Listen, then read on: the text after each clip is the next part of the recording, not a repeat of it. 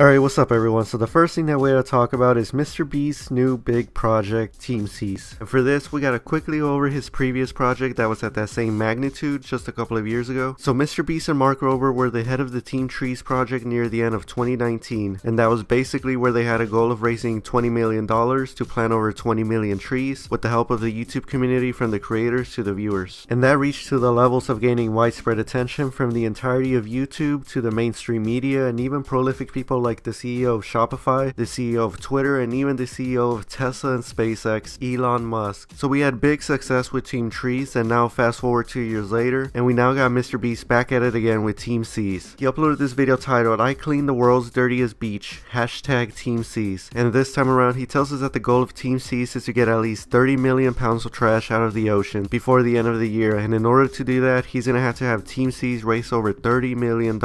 2 years ago, we crushed our goals with Team Trees and planted 20 million trees. And now, it's time to do it again. Which is why we, along with hundreds of other creators, are launching Team Seas. And for every $1 you guys donate like this, one less pound of trash will be in the ocean. And yeah, MrBeast wasn't the only one that uploaded a video on the topic to raise awareness of the project. We had different YouTubers upload videos about it as well, like Mark Rober, FaZe Rug, Critical, and many others. And yeah, I mean, what else is there to say? This is MrBeast doing MrBeast things, and now doing it even bigger with the help of Mark Rober, of course, so big shout out to them. Now, at the time of me releasing this video, the Team Seas website is showing that over $10 million has been donated to the cause. And mind you, Team Seas has only been live for a few days, so with that being said, if you want to go ahead and donate as well, I'm going to leave a link to the site in the description. But for now, let's move on to the next thing that I want to talk about in this video, which is Logan Paul's recent scuffle with a random dude. So there's this YouTube channel called The Daily Stardust, and there's just like a paparazzi channel. So they uploaded this video titled, "Drunk Logan Paul and Mike Malak get into fight with random guy that calls Logan a nasty name." And in the video, drunken Logan Paul can be seen getting swarmed by paparazzis and getting asked about the rumors of him fighting Mike Tyson in a boxing match. And then this one guy out of nowhere just asked Logan if he's like a pussy or something. Bro, are you a pussy or what? What the heck? What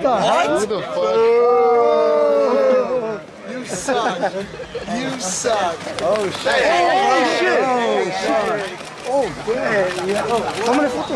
Nah, you said it. Oh shit. You said it. Nah, stop. No, I'm good. You're a fucking ass. Yeah, I don't know what to exactly think about this. I don't know about y'all, but I'm kind of like getting a downfall of Logan Paul type of vibe here. I'm not saying that there's a downfall happening, but I'm just getting that vibe here, you know what I mean? Like, he just looks so lost. I know that he was drunk here, but still, he kind of looked like he just needs help or something. Now, I'm sure he's good and he doesn't need help at the moment, but this was a bit weird because whenever he would be in a situation like this in the past, he would always be able to handle it relatively well. But it seems like as of recent, he hasn't been able to keep his composure well. Like, look, I'm gonna show y'all what I mean. Let's start off with this clip from 2017 when this random guy spit on his car. What do you want, dude? I don't want anything. I noticed you spit on my car. Your saliva's still there. Yeah. I just have one question. Swing. Are you good, bro? Swing for what? The fences? Whatever. Because Logan going to the top? Do you want to try and kick my ass? Bro, Or no. you want to try and make money off of me? I think this video's gonna get a lot of, yeah, it's gonna get a lot of views. That's what you're gonna do. Yeah. You're gonna try and get money off of me. No, not try. It will happen. Yeah, this is gonna get a lot of views. Okay, you see, Logan's calm, collected, and pretty chill here. Now here's one from last year where a girl ran up to him and spat at him. I'm sorry. Not really. Okay. No. Well, listen, I got nothing but love for you, okay? Thank you. Nothing but love? I don't really respect you that much. All good. I've got nothing but love for you. Respect, don't empathy, spit on everything. people. Again, calm, collected, but this time he ran after her instead of just ignoring it and moving on. But she did spit at him, so it could be understandable as to why he went after her. But now here's a confrontation involving Logan from earlier this year. Now Logan said that he was a bit tipsy in this one, so you could keep note on that. So this random guy saw Logan and then he just yells, "Fuck Jake Paul," and it managed to make Logan walk up to this guy and confront him face to face. Hey, fuck Logan Paul, I love you, bro. Yeah, so not as calm as before, and now we got this recent situation with a drunken Logan Paul just putting his hands on someone else over him being called a pussy. Now obviously I don't know Logan, but my thoughts here are that I think he's just gotta be more careful when he's out in public. Don't just get all drunk and then go out when you can't control yourself, because sooner or later something worse might happen. But yeah, that's that for the Logan situation. Now let's go on to the next thing that I want to talk about, which is the iDubbbz versus RiceGum beef going on. So I'm sure that many of you know about the drama that these two had back in 2017. iDubbbz made this 31-minute long video that criticized RiceGum under the series Content Cop, and it was this whole big thing back then. Well, with that drama happening, it's been years down the line and the two still don't like each other. Earlier this year, iDubbbz' wife Anissa got a DM from RiceGum saying that he's trying to fight iDubbbz, and while iDubbbz did take note, we didn't really get any more info out of the two besides seeing that maybe iDubbbz was probably interested. Well, just now recently, iDubbbz uploaded this video titled "You're Hiding From Me," and in the video, iDubbbz says that he's been setting up a fight between him and RiceGum, and not just that, but also a YouTube boxing event as well. iDubbbz goes on to say that he's making this video to call out RiceGum because he says that Rice has been ghosting him, just not responding to any messages to get the fight to actually happen. The boxing promoter and I reach out to RiceGum and we say, we're ready. We're ready to set up this event. And what does RiceGum do? He ghosts the boxing promoter repeatedly. He ghosts me repeatedly. And then when I finally am able to contact him, he says things like, oh, my neck is sore. Okay, what?